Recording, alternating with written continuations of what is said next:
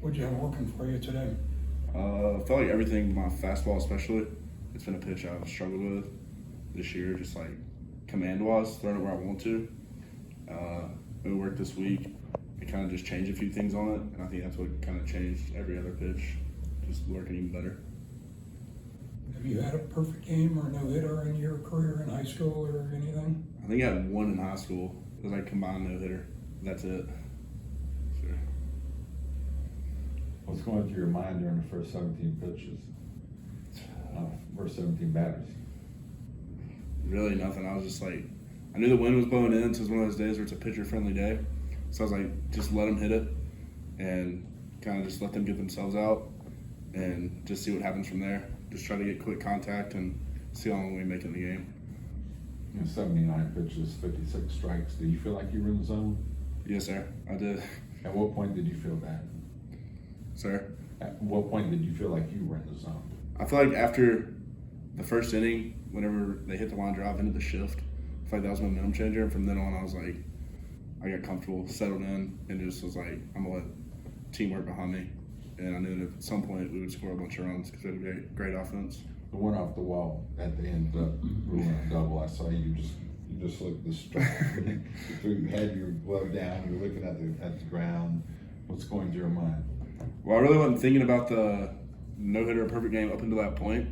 And it was like right when that play happened, I was like, that's one of those plays that either saves it or it goes either one or two ways. And at that point, I was like, all right, forget all the stats and all that. Let's just win a ball game. How much of a lift was that first batter when he gets called out on the reversal? Oh, that was huge because, I mean, I threw a great pitch and he capped it. And as a lefty, it was a hard play, having to swing open and throw it up the line.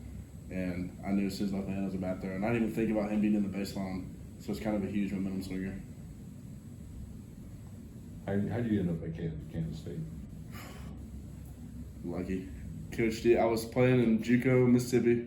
Yeah. And Coach D, Rudy Darrow, was there watching a pitcher from Pearl River Community College. And I happened to be pitching against him that day. And from then on, we started talking. And I really had no idea who Kansas State was until I came up here on a visit. You were at Hines Community College. Last 3 years, they've sent 25 guys to Division I. Only 2 of those were Power 4. You and another gentleman. You feel special because of that? I mean, I know you worked your butt off, but maybe feeling a little fortunate in that regard? Yeah, yes, sir. I feel it was nice to go to a school like Hines, especially after out of high school. I was going to Mississippi State, and I got a call saying that they didn't think I was good enough anymore.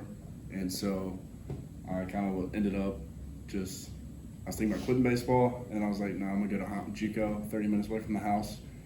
Played there. Really didn't know what to expect recruiting-wise, and the coaches helped me, some great people in the area, and I was just really fortunate to get the opportunity.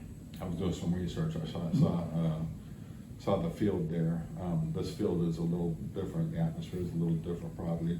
What's it like playing in Toyton? It's awesome. I'd never seen a game or anything. Last year, I tried to catch a game at the Big 12 tournament, and we didn't make it. My family didn't in time, so it's really awesome just having a fan base that really supports you and is very loyal to the athletes, and that's really nice. Just seeing. You guys written off the Stillwater trip, or how do you kind of gauge that and move forward? I think we kind of use that as like a momentum shifter. We were playing really well, and we still are playing amazing. It's just one of those things where it kind of woke us up a little bit. It was like, all right, we still need to earn everything. Nothing can be given to us. So it kind of made everybody lock back in and realize that like we're gonna have to earn everything that's given to us. And just because we're Kansas State and we were number 1 in the Big 12, teams aren't just gonna lay down and let us walk in there and sweep them. That how you felt on the mound today? Had you felt that yet this year? Not in a while. I'd say TCU and Globe Life was the last time I felt that. But it was really nice. Just it's one of those games where it felt like everything was going your way, and I knew I could trust everybody on that field to make a play. So that's what I think made the difference. Did Coach tell you right after the 7th that you're done? Yeah, he came up as soon as I came to the dugout, he had his hand out, and I knew that's probably meant I wasn't going back out. What were your thoughts then? I told him I could go to 8th, and he was like, "No, we're gonna put someone else in." And I was like, "All right," but I wanted it. But I mean, again, we got the win. That's really all that matters. Yeah, looking ahead, what's the potential of this team? I think there's a bunch of potential. I think every game we're growing, every series we're growing as a team. We get tighter as a group every single day. We try to do everything together, and that's kind of the biggest thing. Is it's our mindset this whole year is next man up, and we're really starting to dive into that and embrace it. And I think there's a ton of potential.